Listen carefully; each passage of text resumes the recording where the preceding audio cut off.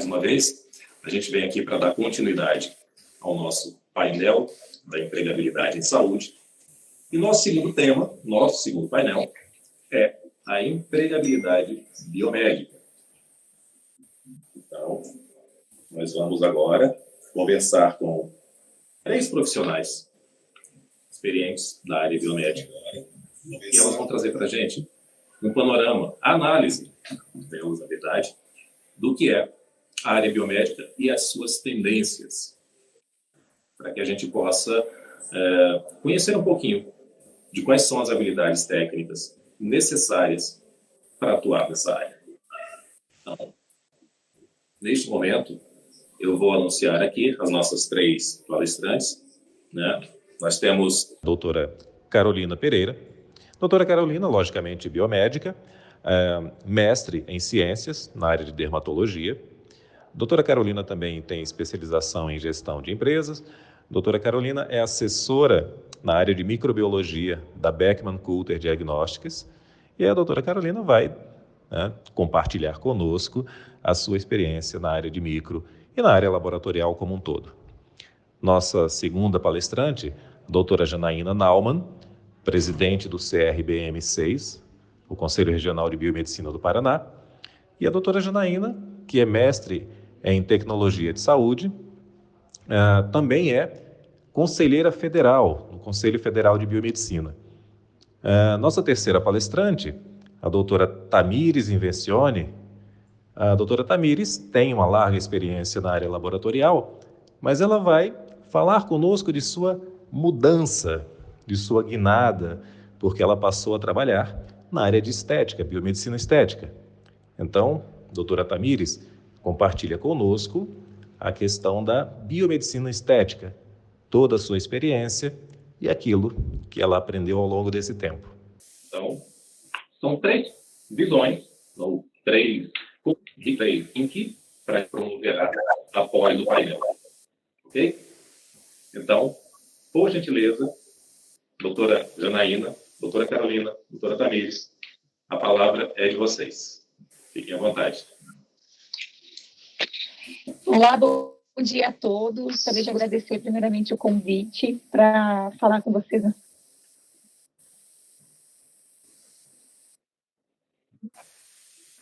Tão relevante para todos nós biomédicos, que é a empregabilidade. É muito bom falar da biomedicina. E para isso, hoje, nós precisamos falar um pouco a respeito das habilitações biomédicas, que são o carro-chefe na biomedicina e um dos grandes do nosso curso com relação a outros diferenciais da saúde. Eu costumo dizer que o acadêmico de biomedicina, quando ele escolhe esse curso, ele não tem grandes dificuldades para mudar de ideia, porque muitas vezes nós escolhemos o curso para atuar na análises clínicas, mas no decorrer dos anos nós vamos mudando de opinião, né? E antes de terminar a graduação já estamos querendo ser biomédicos tetas, ou trabalhar com perfusão extracorpórea, enfim. Então é um curso dentro da área da saúde que nos permite mudar de ideia muitas vezes, né, com relação à nossa atuação, tanto no decorrer da graduação, quanto também depois de biomédicos já formados, atuando, muitas vezes com muitos anos de atuação numa determinada habilitação. A biomedicina nos permite mudar de área sem precisar mudar de profissão. Então, isso já é um ponto muito positivo na escolha do curso de biomedicina. E falando enquanto Conselho Regional e Conselho Federal, eu gostaria de explicar a diferença entre esses 2 órgãos de representatividade. O Conselho Regional, ele é um autarquia federal e tem como atribuição fiscalizar o exercício profissional. O Conselho Federal tem como atribuição normatizar todas as questões inerentes à nossa profissão, à nossa atuação. Então, o Conselho Federal, ele cria as resoluções, ele faz toda a parte de normatização, de código de ética, do que pode, do que não pode ser feito pelo profissional biomédico. Ele cria as habilitações e determina como será essa atuação do biomédico em cada uma delas. E o Conselho Regional tem que fiscalizar se o biomédico está trabalhando, exercendo o exercício da profissão de biomédico da forma como determina o Conselho Federal de Biomedicina. Dito isso, existe uma relação próxima dos conselhos regionais com o Conselho Federal, e dentro da biomedicina nós temos isso ainda muito mais forte, porque nós somos apenas 6 regionais. Então, são 6 regionais que trabalham em conjunto com o Conselho Federal. Desses 6 regionais, o único regional que tem jurisdição em um único estado é o CRBM6, que é o Conselho do Paraná, do qual eu estou presidente. E nós temos um movimento para que outros estados também tenham o seu conselho, o seu regional, né, próprio. Hoje ainda, outros 5 regionais englobam mais de um estado. Mas por que isso? Muitas vezes pode se questionar, né? Por quê? Porque ainda nós não temos um número suficiente de biomédicos inscritos para termos um regional em cada estado, da mesma maneira como acontece na área de farmácia, medicina, a própria OAB, né, quando a gente fala da área de direito, que já tem mais profissionais, né, inscritos ativos, e por isso tem condição de ter um regional em cada estado. O Paraná, ele é um projeto que foi realizado justamente para a gente começar a entender, nós já tínhamos um número suficiente de profissionais para sermos um estado com seu próprio regional, e atuamos muito forte na questão da fiscalização dos profissionais. Hoje, nós, não só aqui no estado do Paraná, no CRBM6, mas em todos os regionais, o maior número de biomédicos está habilitado na área de análises clínicas, que ainda é o carro-chefe da biomedicina, quando a gente fala de habilitação. Então, se nós formos em todos os regionais do país, nós vamos ter o maior número de biomédicos que estão atuando, registrados, regulamentados pelo Conselho, atuando na área de análises clínicas. É algo que é muito importante de se falar, porque quando nós pensamos no passado, nós sabemos que nós tínhamos uma forte concorrência na análises clínicas com a farmácia. E hoje isso se inverteu. Então, nós temos mais biomédicos na análises clínicas, mais biomédicos como responsáveis técnicos, muito biomédico que é dono do seu próprio laboratório, empreendedor, quando a gente compara com os farmacêuticos. Então, foi se modificando também a profissão da farmácia, né? E eles também foram tomando outros caminhos, e a biomedicina foi cada vez mais entrando nesse mercado de análises clínicas e se consolidando. As análises clínicas são uma habilitação que vem de uma lei federal da década de 80, uma lei federal que foi criada após a criação do nosso curso. Nosso curso foi regulamentado, nossa profissão regulamentada em 1979, os primeiros cursos na década de 60, então, inclusive a primeira turma de biomedicina ela não chegou a formar biomédicos, né? Os profissionais foram para outras áreas durante a graduação, então demorou para ter uma primeira turma formada. Muitas das pessoas que se formaram nessas primeiras turmas são representantes do Conselho Federal, construíram a profissão junto com a construção do Conselho Federal e dos conselhos regionais. E nós temos muitas pessoas que procuram entender um pouco melhor a nossa história enquanto regionais, enquanto Conselho Federal, porque ela se mistura com a história da profissão, se mistura fortemente com a história da nossa profissão. Então, lá em 79, nós regulamentamos a profissão, na década de 80, nós regulamentamos, através de uma lei federal, a atuação do biomédico na análises clínicas. É um pouco diferente da forma como se construiu algumas outras habilitações. Vou dar um exemplo para vocês. A habilitação de estética, ela foi criada através de uma resolução do Conselho Federal. As PICs, que são as mais novas, a mais nova habilitação, né, do biomédico, também é criada através de uma resolução. A acupuntura é uma lei federal. Diagnóstico por imagem é uma lei federal.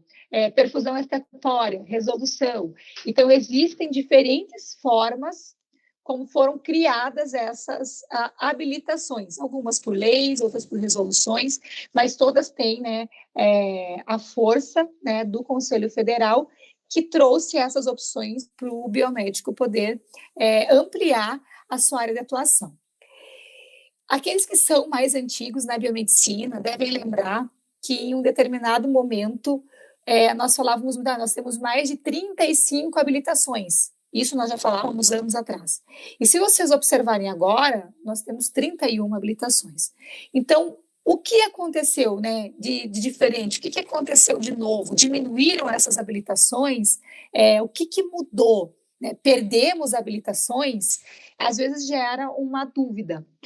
Então, para vocês entenderem um pouco melhor, nós, enquanto Conselho Federal, nós somos 10 conselheiros titulares e nós nos reunimos periodicamente para tratar diversos assuntos relacionados à biomedicina a nível de país, né, a nível de Brasil.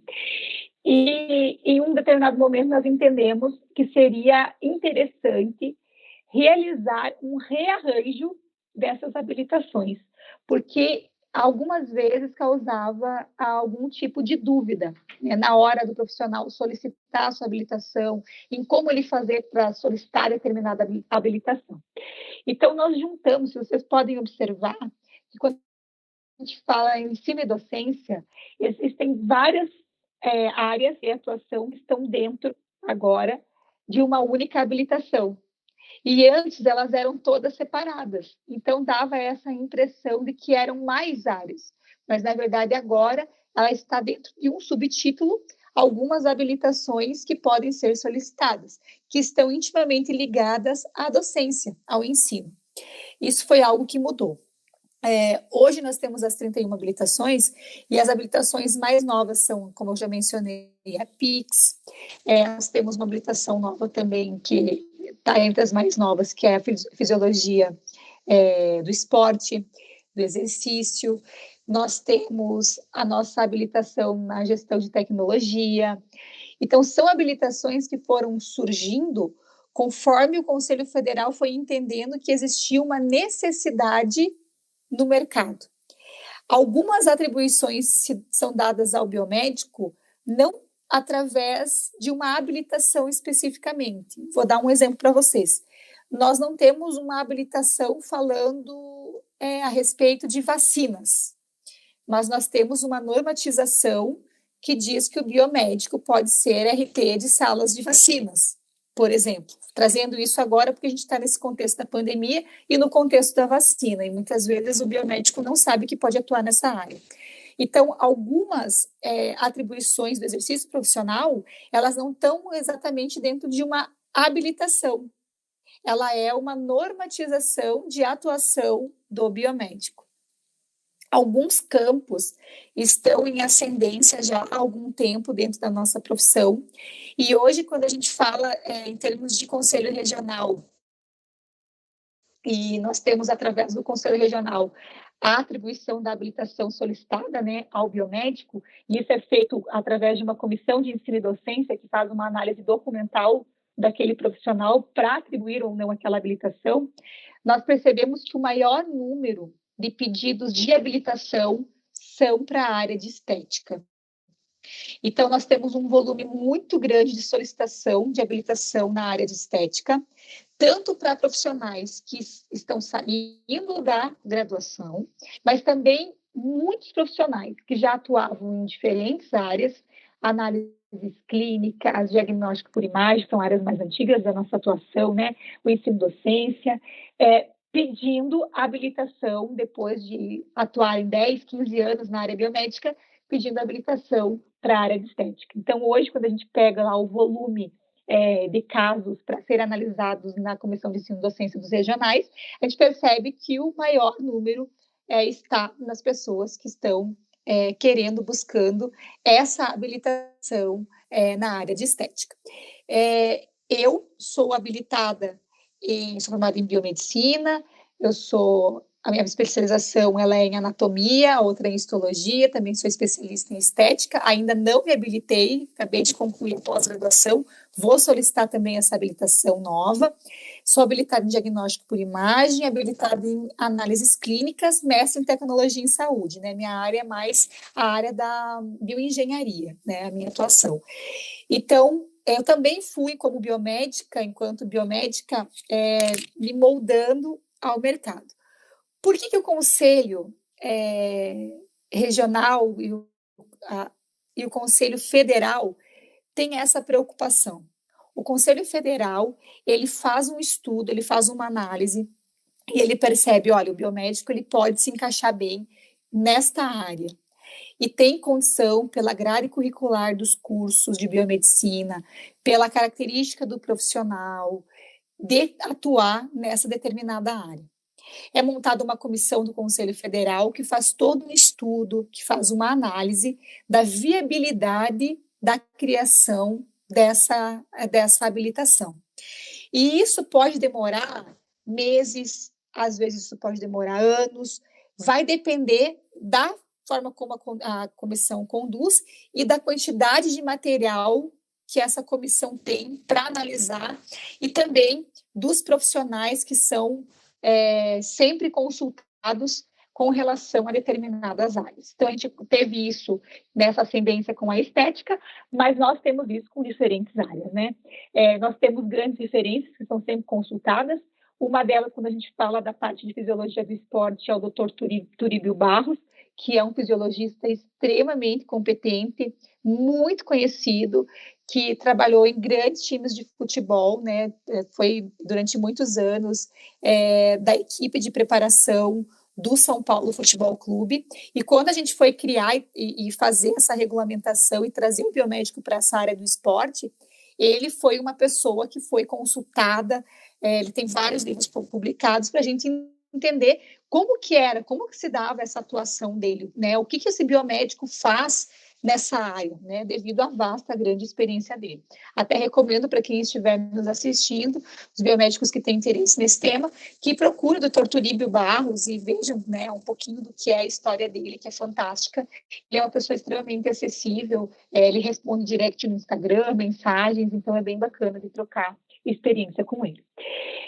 Dito tudo isso, e como nós não temos muito tempo, eu gostaria de passar a palavra para as minhas colegas biomédicas, para que elas pudessem expor aquilo que elas fazem enquanto biomédicas nas suas habilitações, agora que vocês já sabem, mesmo que superficialmente nesse primeiro momento, como que acontece a criação dessa habilitações e o real motivo, né, do Conselho Federal criar essas habilitações. Então, as habilitações são as possibilidades dentro do mercado biomédico que tornam o nosso curso mais atrativo e tornam a nossa profissão tão maleável para nós nos adaptarmos às mudanças no mercado de trabalho. Tá bom, gente? Muito obrigada.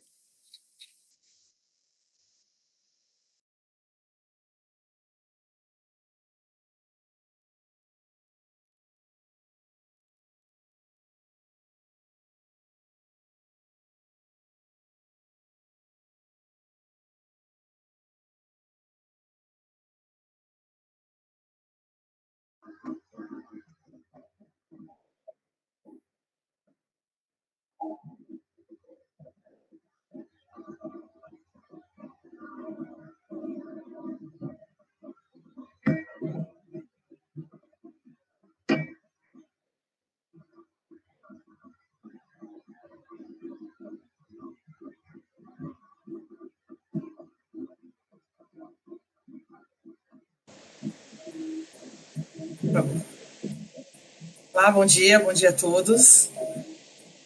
Então, meu nome é Carolina, eu sou biomédica também, eu tenho habilitação aí em informática para a saúde, tenho uma pós-graduação em informática para a saúde, em gestão de negócios estratégicos, tenho habilitação também, em formação também de pós-graduação, e tenho mestrado na área de microbiologia.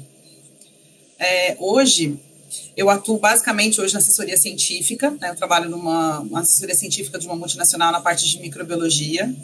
Mas o que, assim, até que eu tenho muito em comum com a Tamires, até levando aí o que a doutora Janaína comentou aí no início, é essa questão de dançar, vamos dizer assim, por dentro das habilitações, né? Então, eu comecei na área de análises clínicas também, comecei na parte de análises clínicas, laboratório tradicional, convencional, plantonista, em 2, 3 laboratórios, né, como a maioria dos biomédicos, quando se forma. Fui para a área de docência, que estou até hoje, continuo na área de docência até hoje, tanto no técnico quanto na pós-graduação, principalmente a atuação hoje em parte de microbiologia veterinária, que muita gente não sabe, mas os biomédicos também podem atuar nessa área, e hoje nessa parte de assessoria científica em conjunto. Então, eu consigo hoje, dentro da minha experiência, trabalhar tanto na parte de fornecedor de uma multinacional, quanto trabalhar na parte de docência. Então, eu consegui sair de uma área e migrar para outra, estando em duas hoje. Atualmente consigo conciliar muito bem elas, e assim, são complementares, até como o pessoal falou no primeiro painel aí de farmácia, falando justamente que tudo que você vai aprendendo, que você vai carregando isso de experiência, vai servir para as suas futuras escolhas, nada se perde, então, sair com habilitação em análises clínicas, posso mudar, não posso mudar? Então, a Tamisa é um outro exemplo que mudou também radicalmente, né? Aí, como a doutora Janaína falou, vou passar um pouquinho para a Tamisa para ela falar também da mudança dela, e a gente vai começar um bate-papo a respeito dessas mudanças que a gente fez dentro da área de análises clínicas, aliás, dentro da área de biomedicina. Então, bom dia a todos. Meu nome é Tamires, eu sou biomédica de formação. Eu tenho habilitação em análises clínicas, biologia molecular e estética. Então, assim como a Carol, e tenho mestrado também na área de biologia molecular. Então, assim como a Carol, a gente se conheceu, na verdade, dentro da análises clínicas, trabalhando em hospital, urgência e emergência. E depois de um período, a gente acabou migrando, né, se separando, vamos dizer assim. Eu fui para a área de biologia molecular, a Carol ficou mais na área da micro, né? E aí, depois, eu acabei me casando, né? Foi um dos motivos de eu ter mudado de área, mudado de endereço, inclusive. Hoje eu sou do interior de São Paulo. E aí eu fui partir para a docência logo depois. Então, eu dei aula 4 anos na área de graduação. Hoje em dia, eu ministro algumas aulas na área de pós-graduação, especificamente na estética. E trabalho com a parte estética especificamente. Então, assim, eu migrei completamente de área. Passei para a bancada, não digo para vocês, eu amava o que eu fazia, tá? Era uma coisa, assim, muito boa. E eu migrei por uma questão de mudança mesmo, de oportunidade. Tá? Então, hoje em dia, eu trabalho com estética e trabalho com a parte de docência em aulas de pós-graduação. Quer falar um pouquinho, Carol, da sua experiência ou posso continuar? Pode continuar, tá? Pode continuar. Então, eu vou falar para vocês um pouquinho do que é trabalhar com a área de estética.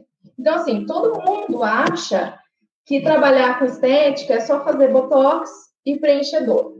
Na verdade, a vida biomédica ela é completamente diferente de fazer botox e preenchedor. Quem dera a minha vida fosse fazer só botox e preenchimento.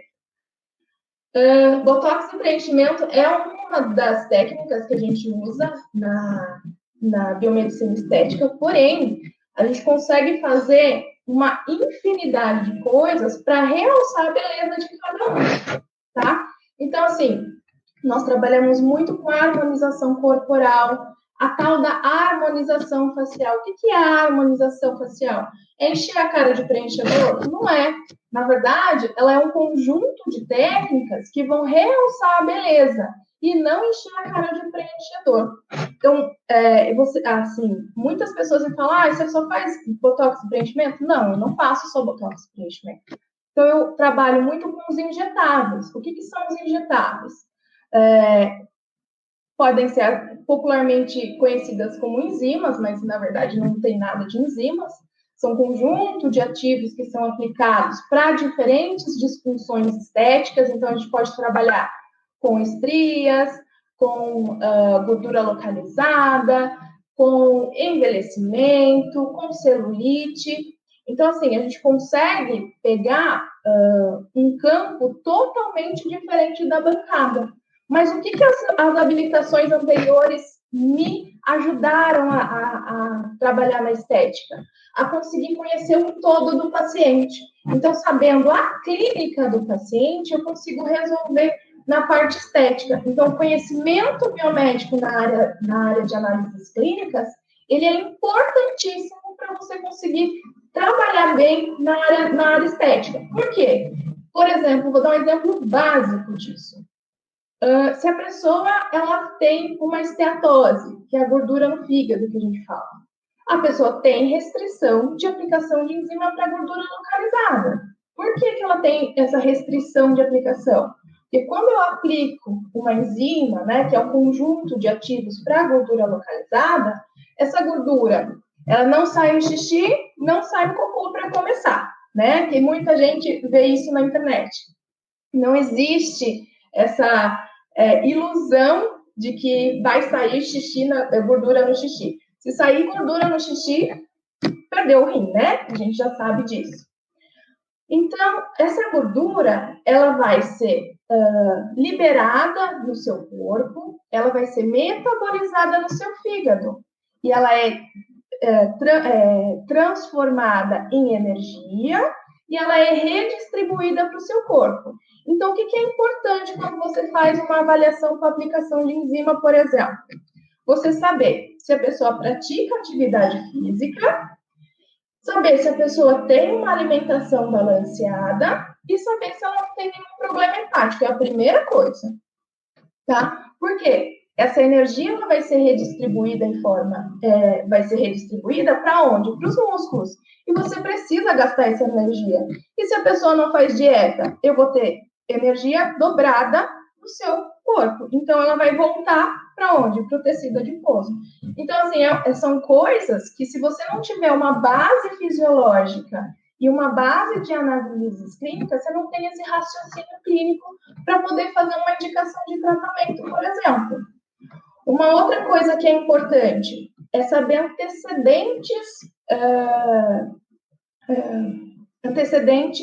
clínicos, é a parte psicológica e emocional do cliente.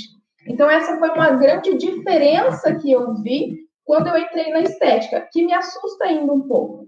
Porque existem pessoas que são lindas, que você olha para a pessoa, você vê que ela é muito bonita, mas ela nunca está satisfeita com a sua beleza, com o seu potencial. E aí a gente tem que trabalhar uma outra coisa, né? Que é trabalhar o psicológico da pessoa. Então, muitas vezes a gente tem que indicar um psicólogo mesmo, tá? Porque a pessoa, ela não se vê bonita. Além disso, além de trabalhar o emocional, como que a gente chega a trabalhar, por exemplo, como que eu chego a ser biomédico? É só chegar e começar a fazer injetável? Não. Primeiro, você tem que procurar uma pós-graduação. Se você tem alguma experiência anterior, porque hoje em dia o que a gente está vendo? Muito esteticista, ele quer migrar para a área biomédica para poder fazer a parte dos injetáveis. Se você tem essa experiência anterior, eu recomendo sim fazer uma pós-graduação e aí depois você complementa os cursos, aliás, fazer a graduação, já tira a habilitação em estética e complementa a sua vida acadêmica com cursos, tá? A vida na biomedicina estética, ela não é tão simples assim. A gente tem que sempre estar estudando. Por que tem que estar sempre estudando? Porque todo dia surge procedimento novo. A minha vida nesse último ano aí de 2020, apesar de toda essa pandemia, foi fazer curso. Então, eu fiz curso em janeiro, fiz curso em fevereiro, fiz curso em março, aí teve a pandemia, voltei a fazer curso em agosto, outubro, e assim vai. A gente precisa estar se atualizando sempre. Então, fazer cursos é uma coisa, assim, essencial para quem está querendo entrar nessa área. E também ter prática clínica. Muitas vezes, vocês vão ter que pagar do bolso, tá?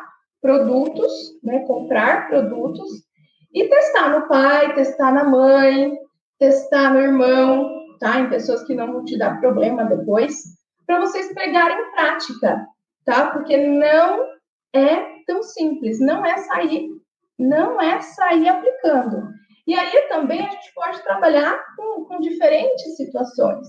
Então, a gente pode trabalhar tanto para a área corporal, a gente pode trabalhar a área facial, e uma área nova que está entrando agora na estética, com muita procura, eu particularmente trabalho bastante, eu tenho muita procura com isso, é a área capilar. Os homens, eles estão muito, muito, muito vaidosos. E, assim, eles procuram demais tratamento capilar para queda de cabelo, para alopecia androgenética. E a gente tem resultados incríveis quando a gente estimula a produção de novos fios, né, de cabelo.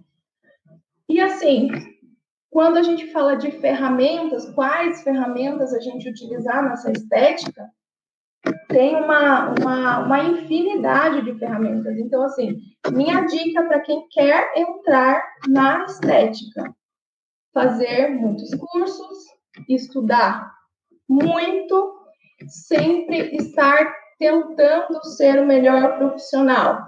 Ah, mas foi fácil chegar onde você está? Não foi e nem está sendo, tá? E eu tenho certeza que não vai ser, né? Muitas pessoas me perguntam, e eu sei que é a curiosidade de vocês, você ganha rios de dinheiro fazendo estética? Depende o que é rios de dinheiro. Estar na área de estética, ela é uma área muito volátil, tá? Então, existem épocas do ano que você ganha muito bem, sim. Sim, é verdade. A estética, você tem um valor salarial um pouco mais elevado. Sim, mas existem épocas do ano que é como se fosse trabalhar na bancada de laboratório mesmo, tá? Que o dinheiro que vem é só para pagar as contas. Então, assim, a gente tem um gasto muito alto, porque a gente precisa comprar produto, os produtos não são baratos, a gente tem que manter uma clínica, quando a gente fala de manter uma clínica, você precisa pensar em funcionário, aluguel, enfim, uma infinidade de coisas, e aí você tem que conquistar o cliente, e você precisa manter esse cliente. Então, além de você ter todos esses gastos fixos, você precisa ter um cliente que vá para a sua clínica o tempo todo. E na área de biomedicina estética, dependendo, obviamente, da região que vocês trabalham, eu estou contando por conta da minha região, que é interior de São Paulo, uma cidade pequena, e eu tenho que acabar trabalhando em mais cidades para a gente conseguir fechar as contas. Então, quando a gente fala em relação ao mercado de trabalho, você precisa acabar se virando nos 30. Então, qual que é o meu modo de me virar nos 30? Eu presto serviço. Então, eu não tenho uma clínica minha. Eu tenho clínicas que eu trabalho prestando serviço para ela. Por enquanto, para mim, é uma vantagem, né? Porque aí eu não tenho o gasto, vamos dizer assim, físico de clínica, de aluguel e essas coisas. E é uma coisa que compensa para mim. Mas, às vezes, em outros lugares, como São Paulo, Campinas, alguma região um pouco maior, talvez seja, sim, interessante você ter a sua clínica, e aí você vai ganhar, obviamente, um pouco mais, tá? Mas é isso que eu falo para vocês. Estar dentro da estética não é aquele mar de rosas que vocês veem no Instagram, né? E também com relação aos procedimentos estéticos. Tomem muito cuidado com aquilo que vocês veem, tá? Nem tudo aquilo que vocês veem como fotos de antes e depois é aquilo que realmente aconteceu. Tem muito procedimento que dá errado, e aí a gente tem que aprender a lidar de forma inteligente com esses tipos de problema. Então, assim, uma coisa que eu aprendi muito na área de estética, e eu aprendi por conta da análise clínica, é saber resolver o problema. Então, não é somente saber aplicar o produto, mas você sabe resolver o problema com relação àquilo que você aplicou. Se der algum problema, você sabe resolver, Então, isso é importante, tanto na análises clínicas, né? Deu um problema no exame, você sabe o porquê que está errado? Dentro da biomedicina estética também nós temos esse problema. Então, apliquei o produto no plano errado, você sabe como resolver? Você sabe resolver o problema para não prejudicar o paciente de forma plena? Eu sei que eu errei, mas eu sei consertar? Então, isso é uma coisa que vocês precisam aprender dentro da análises clínicas. E como você aprende? Trabalhando muito, estudando muito e correndo atrás das coisas que vocês fazem, né? Eu digo que eu tive muito, talvez sorte, ou não sei o que vocês acreditam na vida, eu tive pessoas muito boas na minha vida e eu aprendi com elas, né? Tanto dentro da análises clínicas, que a Carol foi um anjo na minha vida, né? Eu aprendi, assim, tudo que eu sei de análises clínicas, de gestão e de saber resolver problema, foi graças a Carol. E aí, a partir disso, eu consegui viver, né, de uma forma mais dinâmica, mais rápida, e aí a gente consegue aí ser um profissional melhor. Uma outra dica que eu dou para vocês, em qualquer área que vocês vão atuar, aprendam sempre com as pessoas. Então, as pessoas que estão ao lado de vocês, elas são importantíssimas. Às vezes a gente leva bronca, a gente às vezes leva puxada de orelha, mas é para o nosso crescimento. Eu acho que todos os tombos que eu tive na minha vida foi por conta... eu aprendi muito e existiram pessoas que me ajudaram muito nesses tombos. Então, assim, eu sou imensamente grata. E é uma dica que eu sempre dou para vocês e eu dou sempre para os meus alunos. Aprendam sempre. Então, com os erros, com as vitórias, com qualquer coisa. Qualquer coisa é um aprendizado. Se você aprender alguma coisa todo dia, você vai ser uma pessoa incrível. Tem alguma coisa a dizer, Carol? Eu acho que eu passo a palavra para você, porque eu acho que eu falei muito. Não, imagina, é importantíssimo, tá? Obrigada, é importantíssimo essa experiência, passar essa experiência para o pessoal. A gente sabe que a biomedicina estética aí, né, assim, hoje eu vejo do pessoal que vai fazer estágio com a gente nos laboratórios, o pessoal está fazendo estágio de análises clínicas já pensando na estética, né? Ele faz análises clínicas porque a gente sai da formação ali, né, vamos dizer assim, a gente é estimulado pelos professores na própria faculdade, não, faz análises clínicas, que sempre vai ter um laboratório para você trabalhar, em paralelo você faça o estágio ou uma pós-graduação para ir para outra área, né? Então, a gente tem visto cada vez mais, principalmente pelas facilidades que as escolas já têm de programas de estágio com algumas empresas, alguns laboratórios, ou até mesmo laboratórios internos, né, na universidade, o pessoal já faz lá, já faz aqui as 500 horas, já sai com o certificado na mão, com habilitação, né, de análises clínicas, e depois o pessoal acaba migrando para essa área. Então, eu acho importantíssima essa fala. Obrigada aí por compartilhar a tua experiência. Realmente, a gente, né, se cruzou bastante aí no caminho, e a Tamires, tanto na parte de docência, a gente deu aula na mesma instituição, a gente trabalhou no mesmo laboratório também, né? Então, e acabamos seguindo cada uma para um lado diferente. Uma coisa que eu queria acrescentar para vocês, que muitas pessoas perguntam a respeito, já levando um pouquinho, puxando a sardinha um pouco para o meu lado, vamos dizer assim, que é a parte da assessoria científica, né? Que muita gente hoje fica pensando, mas eu tenho que ter uma habilitação para isso, eu tenho que ter uma pós-graduação para isso, como que você faz para ser um assessor científico? Eu lembro que quando eu estava na bancada, muitas vezes vinha um assessor, você falava, nossa, né? Como que faz? Você viaja bastante, né?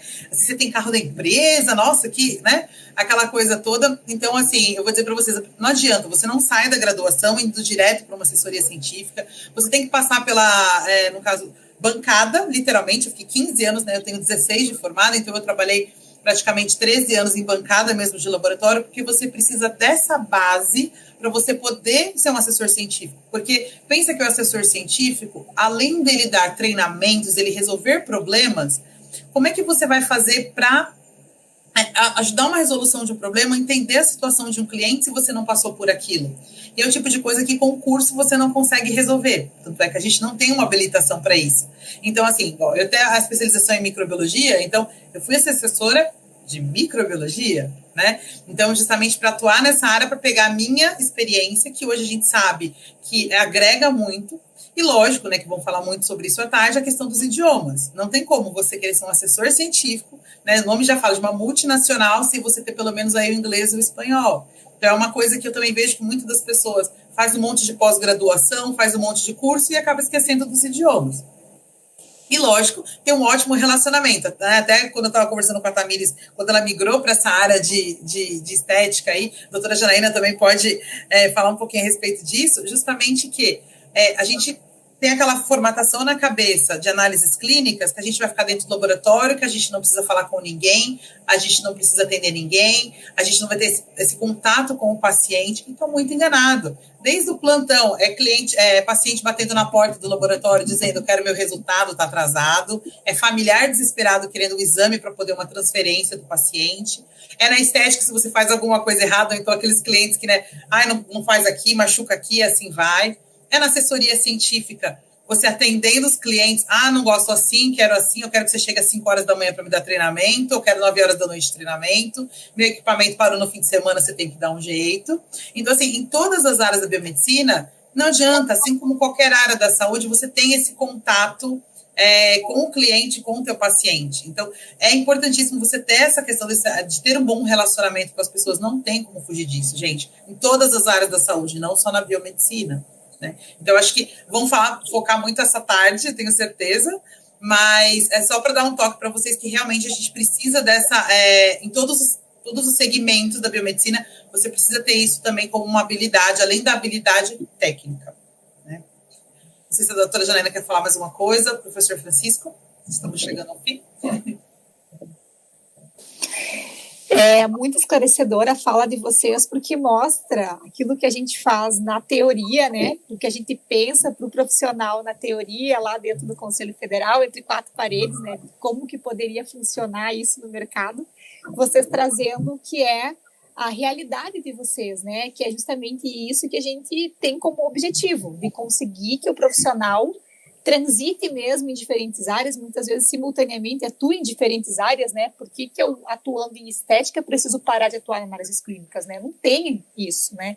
Você consegue conciliar as áreas de atuação. Eu estou na docência já faz mais de 15 anos. E lá atrás eu comecei com análises clínicas, depois fui para o diagnóstico por imagem, e agora estou trazendo a estética para a minha vida. Então, nós vamos nos moldando e a profissão ela vai, junto com o profissional, se adaptando ao mercado. Eu acho que isso é o que a gente precisa de mais importante passar para aquele que está na graduação, para o profissional que muitas vezes ele está frustrado, ele está achando que não é aquela área, não se identificou, que ele pode sim fazer uma pós-graduação e se habilitar em outra área, né? Que se ele estiver na graduação, ele pode fazer um outro estágio durante a graduação e já sair habilitado também em outra área.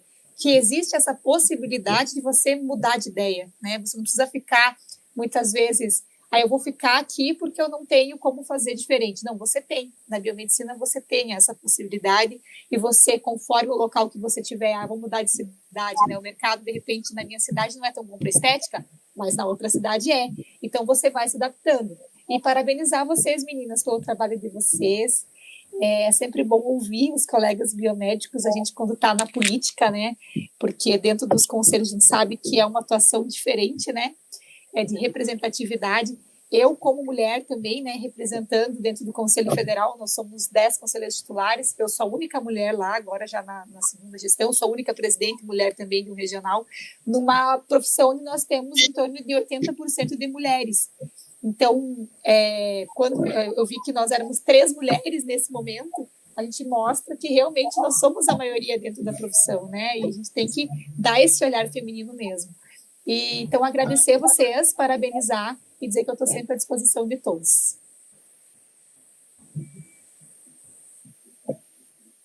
Eu gostaria também de agradecer a vocês, né, pela oportunidade de mostrar um pouquinho do meu trabalho, um pouquinho da visão do que é ser biomédica. Também sou formada, acho que vai fazer 11 anos agora que eu me formei. E, assim, é uma profissão muito maleável, que você consegue mudar. Eu mudei, né? Todo mundo pode mudar. E se você não estiver satisfeito, você pode mudar de novo, né? E a questão da mudança se der medo, vai com medo mesmo, né? Vamos sempre mudar, porque a gente pode se encontrar. Eu, pessoalmente, me encontrei na estética, assim, nunca deixei de amar análises clínicas e nunca deixei de amar a biologia molecular, acho uma área fantástica. Mas me encontrei na estética, que é o que dá o meu sustento hoje. Então, assim, a gente pode mudar sempre, sempre que quiser. Obrigada pelo convite, eu adorei participar com vocês, tá?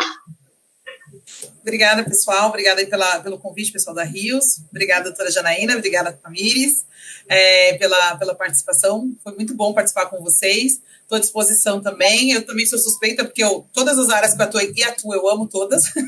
Gosto bastante de todas. Continuo em 3 delas, praticamente.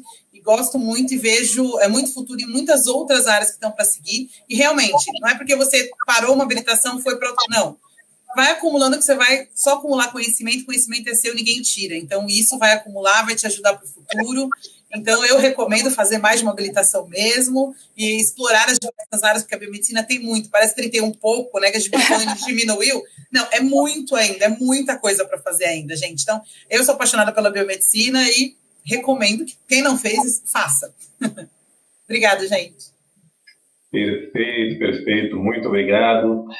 Não saiam, a gente vai fazer alguns comentários aqui que apareceram no nosso chat, mas eu quero, de antemão, agradecer a doutora Janaína, a doutora Carolina, a doutora Tamires, por esse tempo que vocês dedicaram, não só o tempo de estar aqui nessa manhã, mas o tempo de preparação mesmo.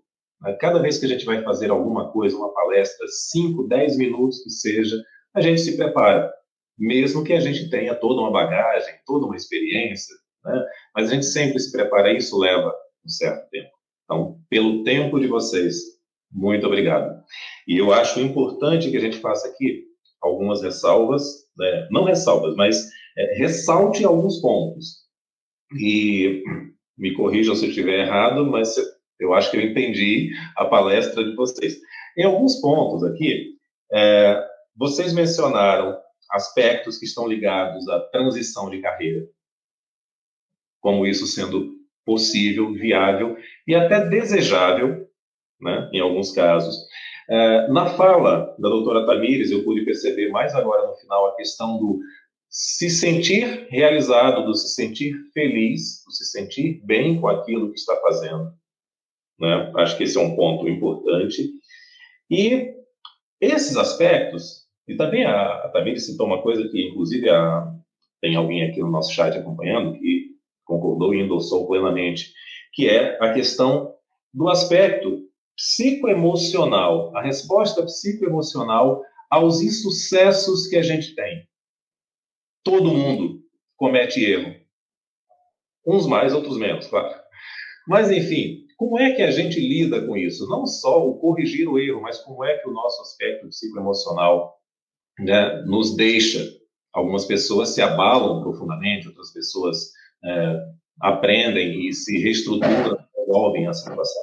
Enfim, e sobre esses aspectos, sobre transição de carreira, sobre se sentir feliz, sobre ter um propósito, sobre o aspecto psicoemocional, quem está aqui conosco, nos acompanhando, eu convido para estar no período da tarde do nosso painel, para assistir palestras com profissionais, também biomédicos, enfermeiros, fisioterapeutas, farmacêuticos, profissionais de RH, coaches, que vão nos trazer as visões deles, as experiências deles sobre todos esses aspectos. Transição de carreira, felicidade, propósito, soft skills, aspectos psicoemocionais, comportamentais.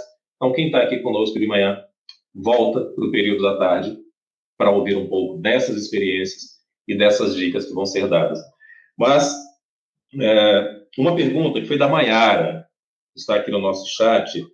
A Maiara pergunta o seguinte: se para atuar na estética, necessariamente precisa de pós-graduação?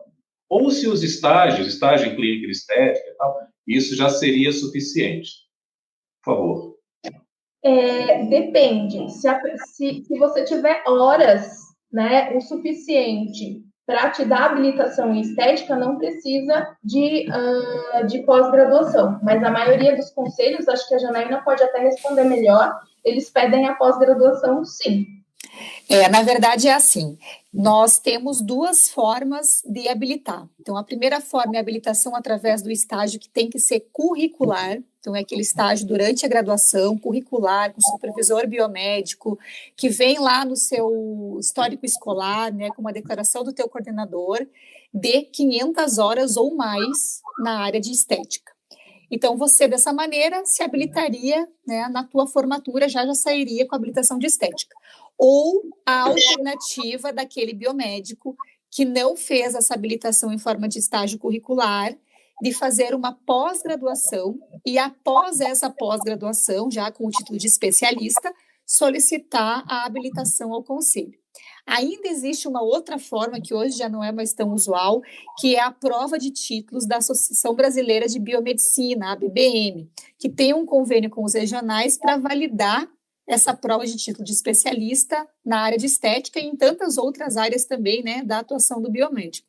Então, não existe uma obrigatoriedade da pós-graduação para atuação para aquele que fez o estágio de 500 horas e habilitou durante a graduação. Mas existe, sim, a obrigatoriedade para aquele que não fez durante a graduação de ter uma pós para ter a possibilidade de habilitar-se para trabalhar na área de estética. Não adianta, pessoal, ter o estágio durante a graduação ou fazer a pós-graduação e não solicitar a habilitação, porque isso não é automático. Você precisa entrar com um processo junto ao Conselho Regional lá da tua região e solicitar que essa habilitação seja anotada no teu registro. Porque, de repente, chega uma fiscalização, você pode estar com o teu diploma, com o teu certificado de especialista na parede do teu consultório, da tua clínica, mas você não tem a habilitação registrada junto ao conselho, você está atuando de forma irregular, e aí existe todo um processo de autuação, depois de multa. Então, é bem complicado, mas os regionais, eles estão sempre à disposição para orientar o profissional, e a gente tem um trabalho muito forte dentro das coordenações de curso, de parceria com os regionais, onde os coordenadores também fazem, né, toda essa parte de informação e muitas vezes auxiliam aquele biomédico que está saindo da graduação a realizar o seu registro junto ao seu conselho. Perfeito. Acho que a Maiara, né, se sentiu agora plenamente esclarecida na dúvida dela. E eu gostaria de aproveitar essa fala da doutora Janaína e perguntar sobre algo que é muito recente também na área da biomedicina, que são as práticas integrativas e complementares, as PICs. Né? Há um movimento muito crescente de todas as formações, de todas as profissões de saúde. Farmácia e fisioterapia provavelmente já eram mais antigas nessas atividades, por conta da homeopatia, por conta da medicina chinesa, acupuntura, mas muito recente, o Conselho de Biomedicina também regulamenta essas práticas para o biomédico. Mais recente ainda, o Conselho de Nutrição, né, regulamentou essas práticas para o nutricionista, e que bom que a gente passa a ter aí mais profissionais da saúde com regulamentação para atuar nas práticas integrativas e complementares, na fitoterapia, na aromaterapia, enfim, todas as práticas que são possíveis e são permitidas aqui no Brasil, né? Então, nesse aspecto, doutora Janaína, é necessário também que, uma vez que o biomédico faça a sua capacitação, a sua formação, seja por pós-graduação ou pelas horas necessárias, né, nos cursos com as horas necessárias que está lá na resolução, esse biomédico também teria que solicitar ao seu conselho esse apostilamento, essa inscrição. Sim, e aí na PIX é um pouco diferente do que a gente falou, né? Então, não são as 500 horas de estágio e não tem essa obrigatoriedade da pós-graduação. Eu vou citar um exemplo. Eu posso, como biomédica, realizar um curso de ozonioterapia, por exemplo, de 40 horas. E aí eu vou encaminhar ao conselho esse certificado deste curso que eu realizei e vou solicitar a anotação para PIX ozonioterapia. Então, você não solicita para todas as áreas, porque são muitas áreas, mas para especificamente a anotação para aquela área que você fez o curso, que você se capacitou. Então, eu só trabalho com ozonoterapia. Eu vou comprovar isso, né, documentalmente, e vou ter uma anotação na habilitação em PICS para ozonioterapia. E isso vai servir para todas as outras áreas. Então, cada resolução de criação de habilitação normatiza a forma como você vai conduzir para ter a documentação adequada e realizar, né, toda essa parte de solicitação da habilitação. Ótimo, perfeito. Bom, gente, então a gente chegou aqui no nosso limite do horário. O bate-papo, quando vai ficando bacana, assim, o relógio bate em cima, né? Tem sempre aquele despertador para dizer acabou. Gente, mais uma vez, muitíssimo obrigado. Eu quero só registrar aqui a participação da Vivian Árido, lá de Uberlândia, o Ronaldo, de Penápolis, André Silveira estava falando conosco de Porto Alegre, a Maiara, que fez a pergunta, ela está em Osasco, a doutora Beatriz em Camaçari, né? A Ana Beatriz está em Camaçari, na Bahia, a Silvia Regina, que é biomédica e tutora, acredito que tutora dos estágios presenciais, né, da Anhanguera em Itapeva. Né? Então, para todo esse pessoal, muito obrigado pela audiência, né, pela participação. E, mais uma vez, em nome do Instituto Rios, doutora Carolina, muito obrigado, doutora Janaína, doutora Tamires. Espero poder contar com vocês em algum outro evento, né, que vocês possam trazer essa experiência e outras tantas para o nosso público.